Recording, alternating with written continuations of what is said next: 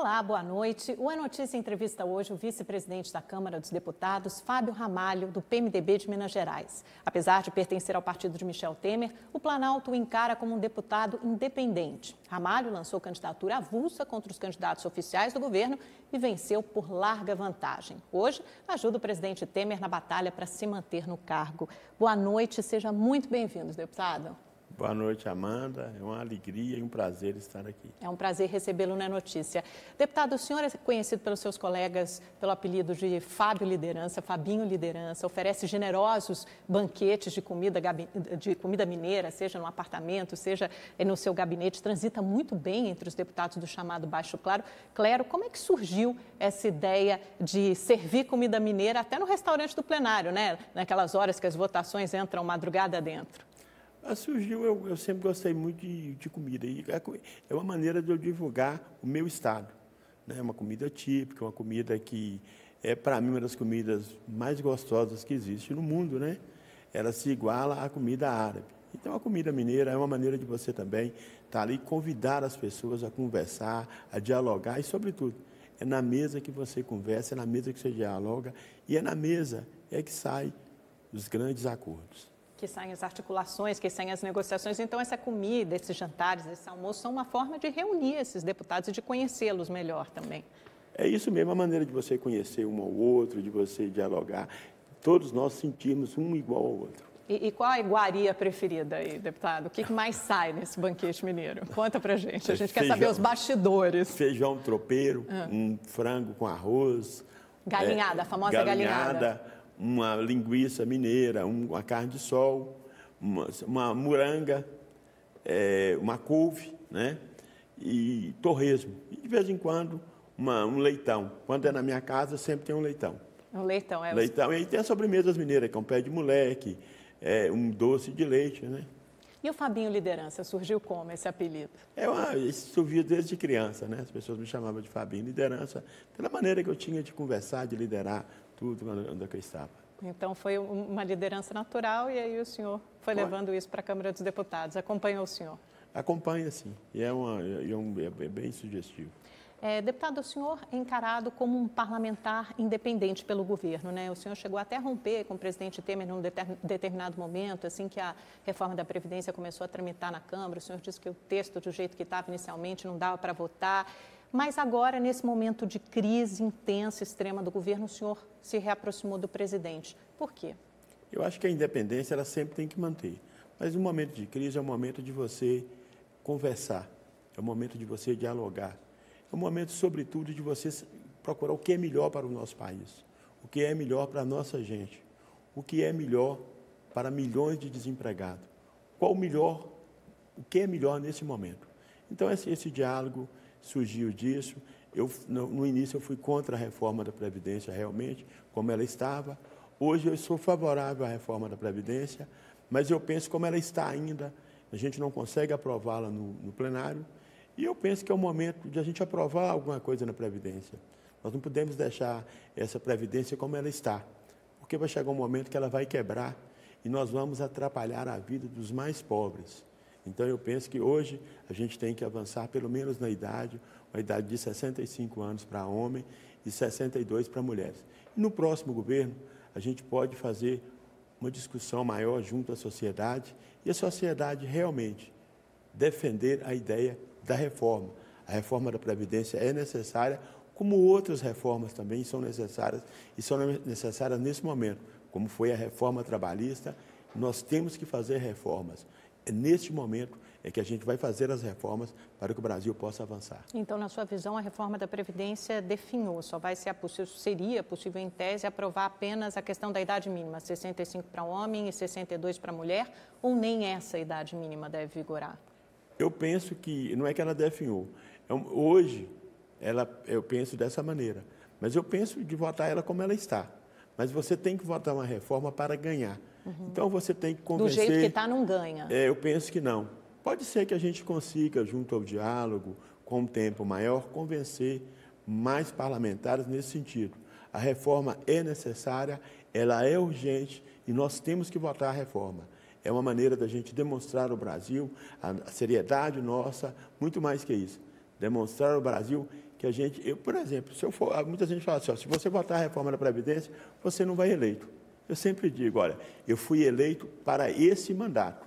E nesse mandato está tendo crise, eu tenho que resolver os problemas desse mandato. Próximo mandato, se as pessoas acharem, porque eu votei a reforma da Previdência, eu não devo ser eleito, eles têm o direito de escolher um novo deputado para representar. Eu acho que é dessa maneira. Isso é democracia, é, sobretudo, responsabilidade com o mandato. Vamos só rebobinar a fita, porque antes da gente falar de reforma da Previdência, a gente vai falar um pouquinho melhor sobre as reformas durante o programa, mas antes disso, a gente já quer até agradecer a sua presença aqui, deputado, porque eu sei que vocês estão em recesso parlamentar, que significa as férias dos parlamentares, mas imagino que vocês consigam descansar pouco, porque são 2 semaninhas e todo mundo está de olho aí nas articulações para a volta do plenário, né? Então, é como se a gente assistisse aqui a aqueles seriados do Netflix, né? O House of Cards. Então, a última temporada terminou com a vitória do presidente Temer na Comissão de Constituição e Justiça, a troca à custa de muito troca-troca, liberação de emendas parlamentares, e a gente volta para a próxima temporada que começa em agosto. O que a gente pode esperar? A gente pode esperar, o troca-troca é normal. A comissão todas as comissões pertencem ao partido. Quando você é presidente de uma comissão, você é presidente porque o seu partido te indica. Aí você é eleito, mas porque o seu partido determinou que seria esse o candidato. E quando você está numa comissão, se o partido fecha a questão em determinada questão, é o partido que determina. Então, se você não está de acordo com o partido faz a substituição, que é normal. Uhum. O que eu penso que vai haver em agosto é o maior tempo para que as pessoas pensem, né?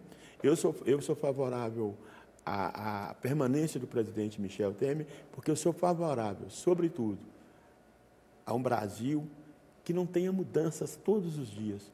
O Brasil e o mundo têm que nos enxergar como um país sério.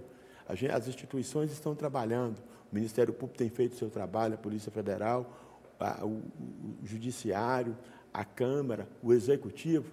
Então, ninguém está querendo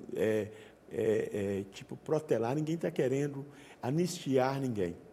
O que a gente está querendo nesse momento é fazer com que o mundo inteiro e o Brasil possa acreditar nas instituições que são fortes, estão trabalhando e, sobretudo, vamos demonstrar que nós temos seriedade, responsabilidade para tocar o Brasil para frente e para fazer as reformas e as mudanças necessárias neste momento. A chance de a votação não acontecer em agosto, dela acabar sendo protelada, adiada para as próximas semanas ou então para o mês de setembro, se não houver quórum, porque tem aquela exigência de atingir pelo menos 342 votos parlamentares presentes para abrir a votação.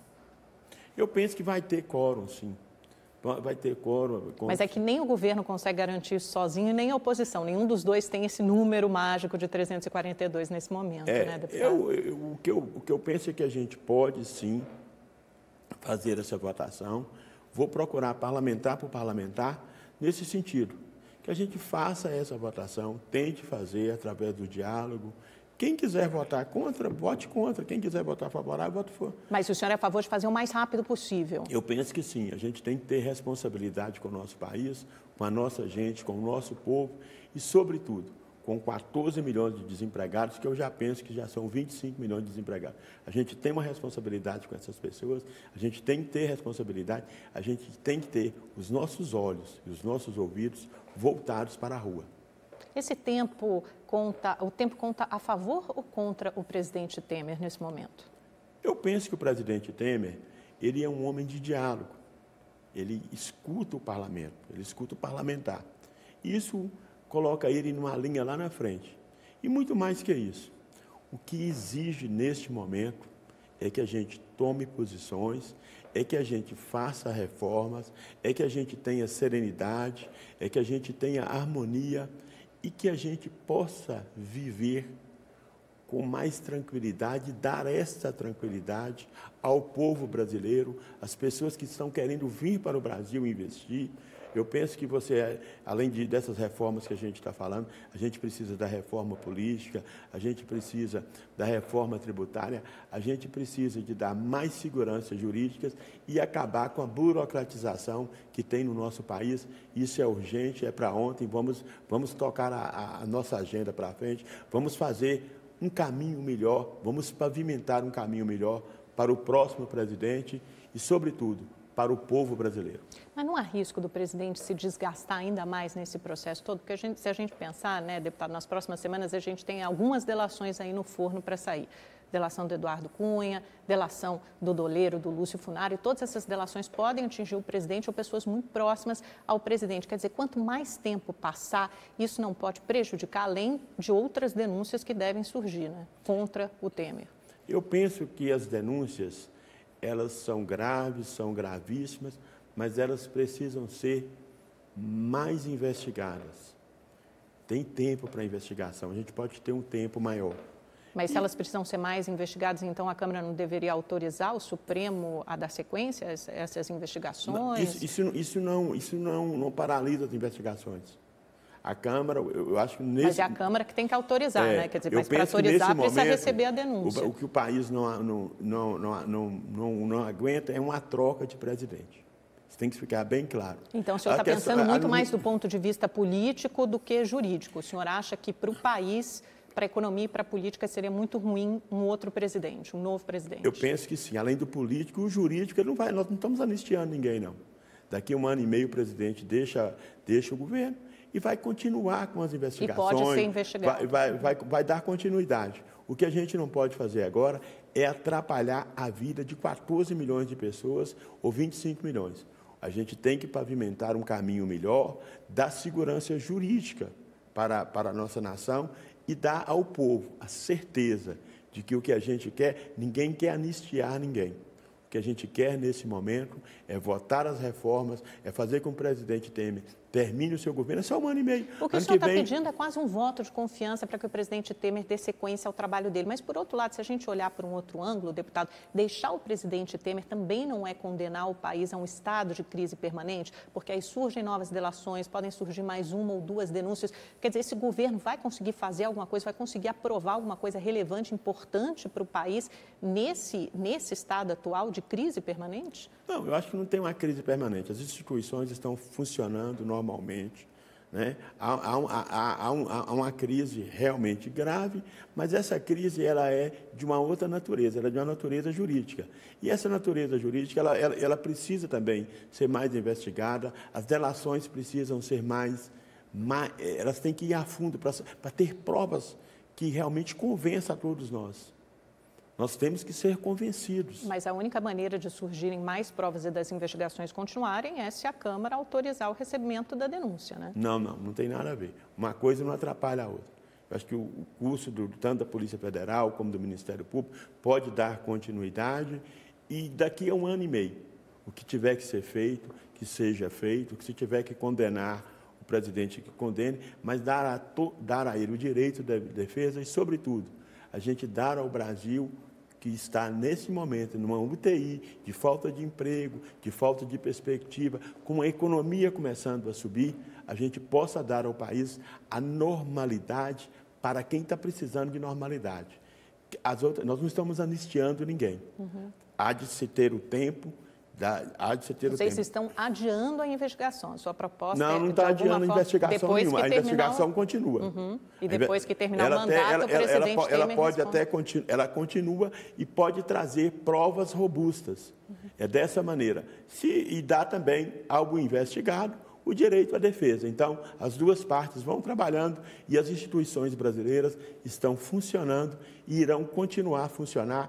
As pessoas podem ter confiança nisso, podem ter certeza nisso e, sobretudo, podem ter fé nesse país. Esse Brasil tem jeito, esse Brasil vai para frente. Ano que vem temos eleições diretas e é o momento certo das pessoas fazerem as mudanças que são necessárias e que acham que podem servir de atento para as suas esperanças, para que eles possam depositar os seus sonhos nas cartas do ano que vem, da próxima eleição, e que possa fazer. Se acha que o parlamento, que eu penso que é um bom parlamento, tem que fazer algumas mudanças, que façam uma mudança no voto direto. Agora, deputado, o governo tentou até o último minuto votar essa denúncia na sexta ou até mesmo hoje, na segunda, mas não conseguiu reunir o quórum mínimo necessário para a votação de 342 parlamentares. O governo se gabava de ter até um tempo atrás mais de 400 deputados nessa base aliada. Isso não mostra que a base aliada já é bem menor? Quer dizer, já está mais frágil? Não é um sinal de fragilidade do governo? Eu penso que não.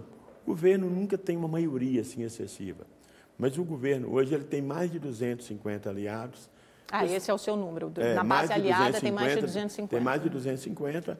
Talvez não chegue a 342, mas eu penso que é o momento de todo mundo, com serenidade, com harmonia, olhar o que é melhor para o Brasil.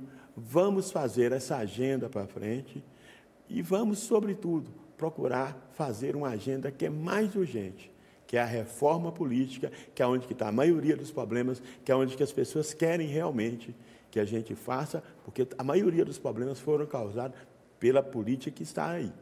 Então, nós precisamos de uma reforma política, de saber, de ver quais os partidos que continuam, quais os partidos que realmente, o que se faz para se criar um novo partido no Brasil e ter um financiamento, qual tipo de financiamento que a gente vai ter, para que a gente possa demonstrar para a nação que é através de uma reforma política que o povo espere, que a gente tem que fazer e que a gente não pode mais esperar. Nós devemos dar a nossa mão à palmatória para demonstrar. Vamos fazer uma reforma séria, vamos fazer uma reforma que é urgente, urgentíssima, que é a reforma política. O senhor é a favor o quê? Então, quando o senhor fala no número de partidos, então o senhor é a favor da cláusula de desempenho, né, que barraria esses partidos menores? Eu penso que, nesse momento, a melhor coisa que a população entende, e a gente tem que fazer aquilo que a população também entende, seria o distritão e seria também um financiamento. O distritão é aquele modelo que o deputado mais votados seriam eleitos. E seria uma transição, para daqui a 4 anos a gente fizesse o que realmente tem que fazer essa transição. Que é o distrital misto, né? O senhor defende... Não, primeiro o distritão. Primeiro o distritão e daqui a 4 anos... E depois ver o que é que a gente pode fazer para avançar. E também a questão do financiamento. Ter um financiamento público e ter também um financiamento privado. E esse financiamento privado, ele tem que ter um valor. Porque senão você vai ter só gente milionária sendo candidato. Então, o senhor defende a volta do financiamento privado, né? Não empresarial. Não empresarial, privado, pessoa física. Com um valor aí de 50 a 100 mil reais no máximo, para que você dê chance a todo mundo. Porque senão, se você deixar o financiamento como ele está, só o cara rico que vai poder ser candidato. Então, acho que ali é casa de você ter... Porque aí ele usa o financiamento próprio, né? Então, você tem que colocar um financiamento com um valor, seja 50 mil ou 100 mil reais. Entendi. Deputado, mais uma perguntinha. O senhor falou naquele número de 250 deputados, que seria mais ou menos o tamanho da base aliada do governo Temer hoje. Então, esse seria o número de deputados que ele teria para votar também contra o recebimento da denúncia? O senhor acha que gira mais ou menos em torno disso, de 250? Hoje é isso, eu penso que é isso, entre 250 até 280. Aí o senhor está contando os partidos do Centrão, né, daquele grupo político e também do Centro, a maioria do PMDB. Tem vários partidos, né? Tem gente do PSB, do PSDB, do DEM, né? Você tem partidos pequenos, né, que também tem uns ou outros que votam com o governo, né? Você tem o PRB, você tem o Solidariedade. E eu acho que o Planalto fica muito preocupado, deputado, porque aí tudo bem, passa essa primeira denúncia, só que é esperado uma nova denúncia do Procurador-Geral da República no final de agosto, antes dele deixar o cargo em setembro. E aí, como é que fica? O Temer ainda tem fôlego para passar por uma segunda denúncia, quiçá uma terceira denúncia? Vamos primeiro acabar a primeira. Uma coisa de cada vez. Isso aí é futuro, e o futuro, vamos agora, vamos fazer essa daí que a gente está vendo e vamos aguardar o que vai vir na segunda e na terceira. Mas o que eu tenho visto hoje... Mas o senhor acha que o governo teria condições de passar essas outras denúncias também? Eu estou vendo hoje um movimento no parlamento, no sentido de que a gente vote as reformas, indiferente, porque muitas vezes o governo tem 250, mas tem pessoas que estão votando para a saída do presidente Michel Temer, mas que vota as reformas. Então, acho que uma coisa não pode impedir a outra. Então, acho que no parlamento vence a maioria e é o diálogo. A maioria tem que ser respeitada e o que a gente tem que fazer, a maioria, é trazer as outras pessoas que votaram contra para que a gente faça as reformas necessárias e urgentes que tem para que a gente fazer neste país, para que a gente possa dar um caminho melhor, mais pavimentado para que o Brasil possa voltar a crescer. Já começou o crescimento, então a gente tem que dar essa continuidade com um crescimento mais alavancado, fazendo com que as taxas de juros realmente abaixem, que as taxas de juros no Brasil é um absurdo. Nós temos que voltar às taxas de juros do mundo. A gente não pode ter essa taxa de juros exorbitante que afugenta e que, sobretudo, ela tira o investidor do Brasil. Já está nesse caminho de cair, né? Agora a gente precisa de um pouco mais de estabilidade política para o Banco Central fazer o trabalho dele também. Eu penso que sim. Podem ter certeza, as instituições estão trabalhando, indiferente da crise política que é grave, as instituições vão trabalhar, as reformas têm que avançar e o Banco Central tem que avançar com tanta velocidade também para que faça as taxas de juros caírem para a realidade do mundo. A realidade de juros no Brasil é uma realidade que não existe em nenhuma parte do mundo. É verdade, é um ponto fora da curva, né, deputado? Eu vou pedir licença para o senhor um minutinho, nós vamos para um rápido intervalo. Voltamos em seguida com o vice-presidente da Câmara dos Deputados, Fábio Ramalho. Não sai daí. Olá, o É Notícia está de volta com o vice-presidente da Câmara, Fábio Ramalho, do PMDB de Minas Gerais. Deputado, nesse recesso, o que o governo pode fazer ou deve fazer para reagrupar a sua base? A base tá agrupada, ela tem algumas divergências, mas eu acho que isso aí, com o tempo, as pessoas vão tentando fazer com que o diálogo dê frutos bons para o Brasil. O governo tem que reagrupar sua base para votar as reformas necessárias para o Brasil e, sobretudo, para que a gente possa ter mais serenidade e harmonia entre os parlamentos, o nosso parlamento e também entre os poderes. A gente, para usar um exemplo concreto, a gente viu que no final, antes do recesso parlamentar, né, no final da semana passada, o presidente Temer teve uma vitória na CCJ e deve isso em grande parte ao Centrão, que votou, 100% dos parlamentares votaram com o presidente Temer. Esses partidos devem receber mais espaço na esplanada? Eu penso que não. O momento é da gente não perder ninguém. É o momento, sobretudo, de você ter ideias para frente, você ter as conquistas que a gente vai ter que dar continuidade, são as conquistas das reformas que são urgentes. Então, o senhor é contra uma reforma ministerial, por exemplo, na volta do recesso parlamentar? Porque a gente tem uma situação muito clara, né? O Centrão apoia o presidente Temer, vota com ele, e o PSDB, por exemplo, que era considerado o principal aliado, o fiador do governo, votou em grande parte, né, 5 votos foram contra o presidente Temer na CCJ. Essa relação com o PSDB, que hoje ocupa 4 ministérios importantes na esplanada, não deve ser revista? O senhor acha que eles devem perder espaço ou não? Eu penso que não. Eu sempre fui contra a retaliação de qualquer tipo. Eu penso que quem é governo tem que ser governo, mas numa questão hoje séria como essa, a base não pode perder ninguém. No PSDB, eu vejo que o governo ainda tem, se você levá-lo para o plenário, deve ter mais da metade dos votos, né?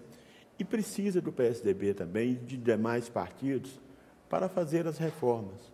Não é você brigando ou você jogando as pessoas para lá que você vai conseguir fazer o que temos que fazer.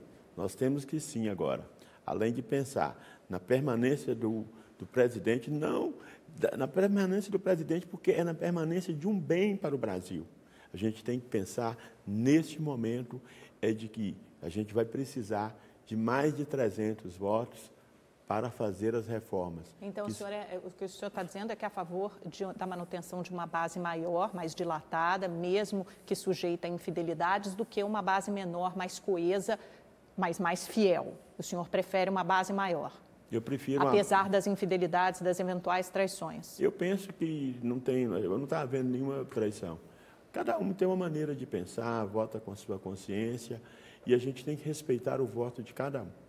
O que a gente tem que fazer é pensar que, numa votação, uma permanência de um... A gente não está defendendo o Michel Temer, nós estamos defendendo um projeto de governo. Nós estamos defendendo um projeto para o Brasil, que precisa disso com urgência. Pode ter certeza, o mundo lá fora está querendo vir investir no Brasil. Nós temos que dar ao mundo a segurança de que somos um país com responsabilidade, um país de diálogo, aonde que no parlamento, porque tudo se resolve pela política. nas crises, é na política que você vai solucionar. Mas justamente pensando na política, deputado, não corre o risco dos outros deputados, principalmente do Centrão, que votaram a favor do Michel Temer, se eles não vão ganhar nada com isso, eles não vão ganhar mais espaço na esplanada, não corre o risco de, ao contrário, vocês alijarem ou alienarem esses aliados, deles ficarem insatisfeitos com o governo? Eu penso que as pessoas que votaram pela permanência do Michel Temer no CCJ, que viram que não pode dar continuidade ao processo, nesse momento. Sem esperar nada em troca. Sem esperar. Apesar da liberação de emendas parlamentares, 2 bilhões... A liberação de emendas, ela é normal, até porque ano que vem nós temos uma eleição. Ela é normal. É que elas aumentaram muito, né? Elas aumentam, assim, acho que o governo tem aquela... um caminho de mão dupla, mas não é pela emenda parlamentar que eu tenho certeza que o deputado vai votar ou porque ganhou um cargo no governo ou porque tirou um cargo do governo. Eu sou favorável, porque a partir do momento... Eu não tenho cargo nenhum no governo. Eu sou contrário a ter cargo no governo. Eu não tenho nenhum cargo, não tive um cargo com o governo Lula, que eu apoiei. Até porque o senhor é considerado um deputado independente, né? Então, eu não tenho cargo nenhum. Eu só penso que hoje, o que o presidente Michel Temer fez, e você pode se indicar. Se as pessoas têm nomes bons para indicar, pode indicar.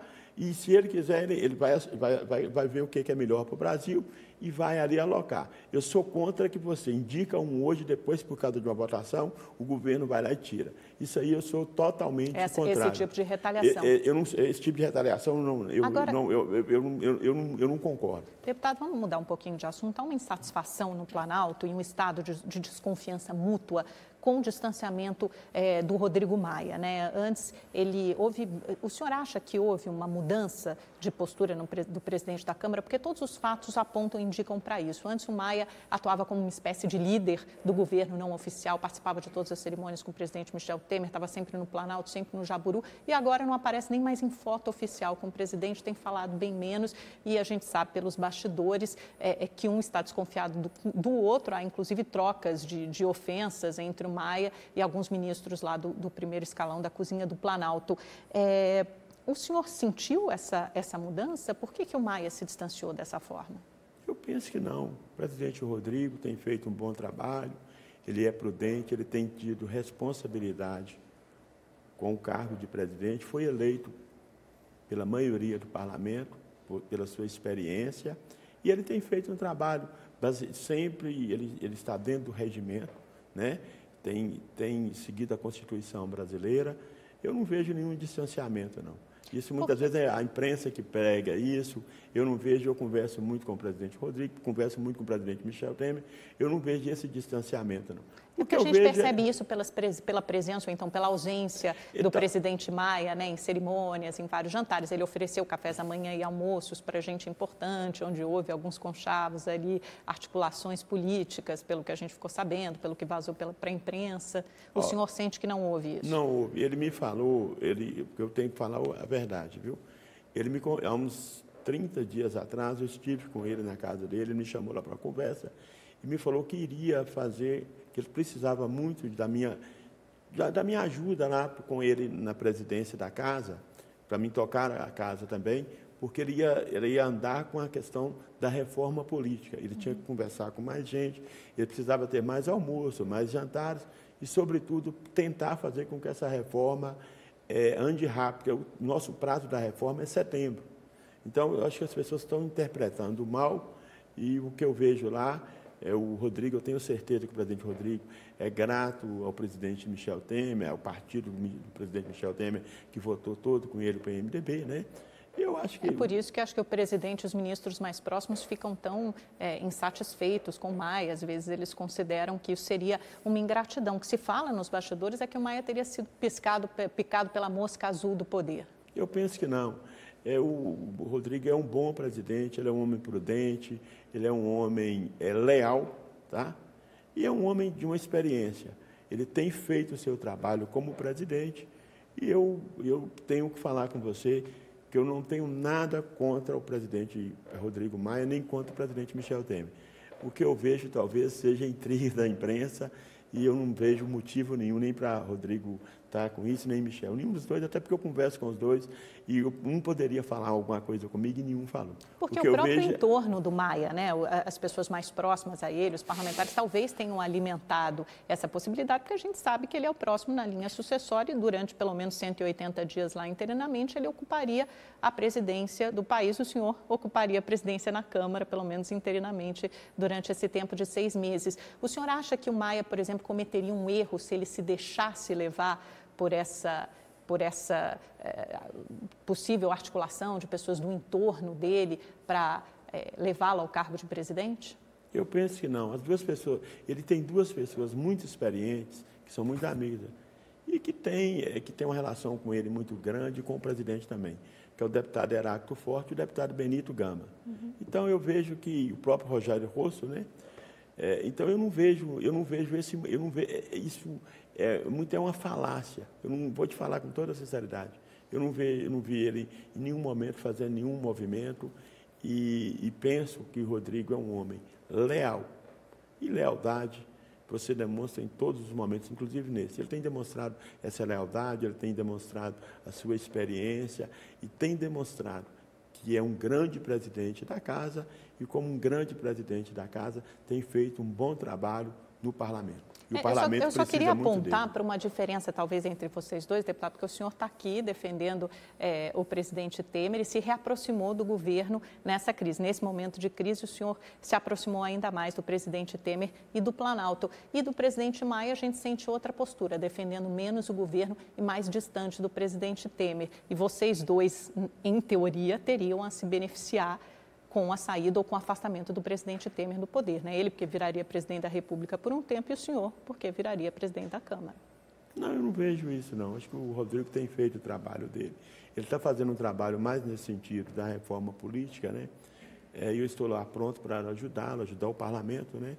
Eu acho que o parlamento tem muita gente boa no parlamento, né? O parlamento hoje é muito generalizado, o dia ruim. E as pessoas têm que saber, a única porta aberta que tem em Brasília para receber qualquer tipo de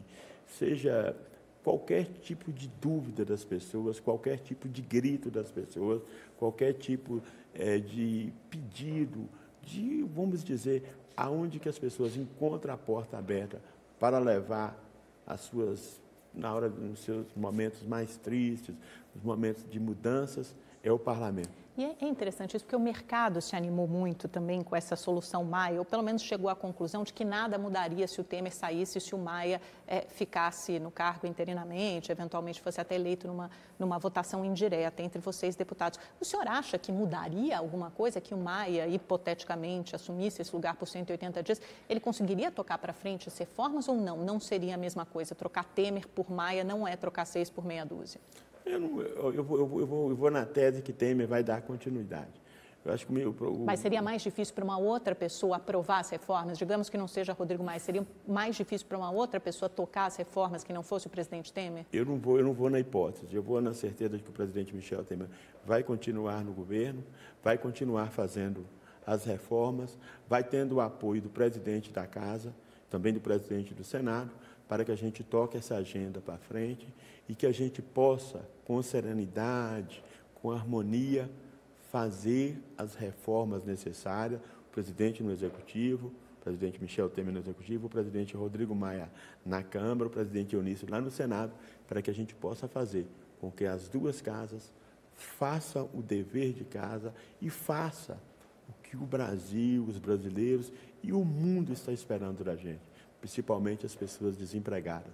A gente tem que fazer reformas, a gente tem que pavimentar o nosso país agora para que o próximo presidente encontre uma estrada melhor pavimentada e possa, com mais velocidade, fazer com que essa crise gravíssima que atingiu o Brasil possa matar ela e fazer com que os empregos subam assustadoramente e os juros caiam com muita velocidade, para que todas as empresas possam empregar, produzir e a gente possa, num mundo globalizado, exportar mais, importar menos e dar mais emprego para o povo brasileiro e mais renda para o nosso país, para os nossos municípios e para os nossos estados. Eu estou vendo na sua entrevista que o senhor está muito afinado com esse discurso das reformas. Então, numa eventualidade, porque a gente tem que considerar todos os cenários, do senhor assumir a presidência da Câmara, essa continuaria sendo a sua prioridade, tocar as reformas política, previdenciária, tributária, seria mantida essa agenda? Eu não vou falar. Eu vou continuar a gente tem que pensar sendo, em tudo, deputado. Temos que pensar em tudo. Na hora que eu for convocado para a interinidade, mas eu penso que a agenda vai ser essa mesmo. A agenda é essa. A agenda é, mas o presidente da República vai ser o Michel Temer até o final. E ano que vem nós vamos ter eleições diretas, e nas eleições diretas as pessoas vão fazer as mudanças necessárias para o governo federal, para os governos estaduais, para o Senado e para o parlamento, fazendo com que a gente tenha um parlamento tão bom quanto esse e que a gente possa dar ao povo, a devolver a eles as esperanças que eles merecem e que, sobretudo, nós vamos devolver para que ele tenha segurança e tenha sonhos realizados. Mais duas perguntinhas rápidas, deputado, antes da gente ir para o nosso pinga-fogo, aqui já nos encaminhando aqui para o final. Na sua perspectiva, a Lava Jato faz bem ao país ou também causa males e atrasa a retomada da economia, do crescimento? Eu penso que a Lava Jato ela faz muito bem ao país. Eu sou defensor da Lava Jato, mas penso também que nas questões das delações a gente tem que ir mais a fundo nas provas, porque qualquer pessoa que estiver presa vai fazer uma delação, ela vai querer entregar tudo e talvez não tenha nada para entregar. Então, eu acredito na Lava Jato, acredito que a Lava Jato é um bem para o país, mas acredito, sobretudo, que a gente não pode ir condenando rapidamente. A gente tem que procurar as provas e tem que demonstrar que essas provas são firmes e que essas provas realmente é para punir ou para absolver alguém, e dando a todo cidadão, qualquer que seja, o direito à defesa. O senhor se prepara em Minas para concorrer à reeleição para a Câmara no ano que vem, ou com esse esvaziamento ou enfraquecimento do PT e do PSDB em Minas Gerais, o senhor pensará em concorrer a um cargo majoritário, ao governo do Estado, por exemplo? Eu penso que sou candidato à reeleição. Outros cargos majoritários não dependem de mim. As pessoas nos procuram, os grupos nos procuram e nos colocam. Eu posso afirmar a você que eu estou preparado para ser qualquer coisa nesse Brasil. Seja senador, seja governador, seja presidente da República, eu estou preparado.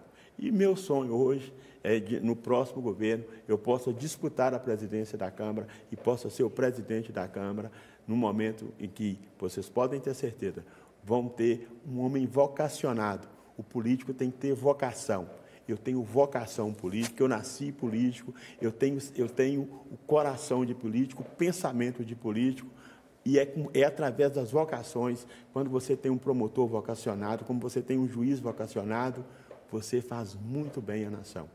Então, eu acho dessa maneira, a gente tem que ter vocação política, tem que ter vocação para o Ministério Público, tem que ter vocação para a Polícia Federal, que seja qualquer tipo de polícia, que são boas, a gente tem que ter vocação. A vocação, para mim, é a coisa mais importante que uma pessoa pode ter, porque através da vocação ele tem persistência, ele luta e vai conseguir, pela sua persistência, chegar aonde que ele tem que chegar. O apelido já diz tudo, né? Fabinho Liderança, ninguém duvida. Deputado, vamos lá para o nosso pinga-fogo aqui para encerrar nossa entrevista. Sérgio Moro. É um grande juiz, ele veio de encontro a tudo que o pessoal, que os brasileiros queriam. Rodrigo Janot. Rodrigo Janot é um grande procurador, é mineiro, tem uma história brilhante, né? Acertou muito e tem os meus respeitos também. Eduardo Cunha. Eduardo Cunha foi um grande presidente da Câmara, teve problemas que ele teve, ele está pagando pelos seus problemas, e eu confio na justiça brasileira e penso que qualquer pessoa, a partir do momento que a justiça determinou, indiferente do que tem que cumprir. Mais um mineiro, Aécio Neves. Teve os seus momentos bons, foi um grande governador. Não cabe a mim falar mal dele ou de qualquer pessoa. Rodrigo Maia. Rodrigo é um grande presidente, é um homem prudente e, sobretudo, é um presidente experiente, é um homem leal. Lula? É um grande líder. Não cabe a mim condená-lo e nem absolvê-lo. E Temer? Temer era um grande presidente, está passando por problemas e também penso, o que a justiça determinar é o que terá que ser feito. A gente, como ordem judicial, é para cumprir para todos. Deputado, muito obrigada pela sua presença, sua participação na notícia. Foi um grande prazer recebê-lo. Eu que agradeço. Volte mais vezes, as portas estão sempre abertas. Obrigado. Obrigada a você também pela sua audiência. Tenha uma excelente semana. A gente se encontra aqui na segunda-feira que vem. Até lá. Tchau, tchau.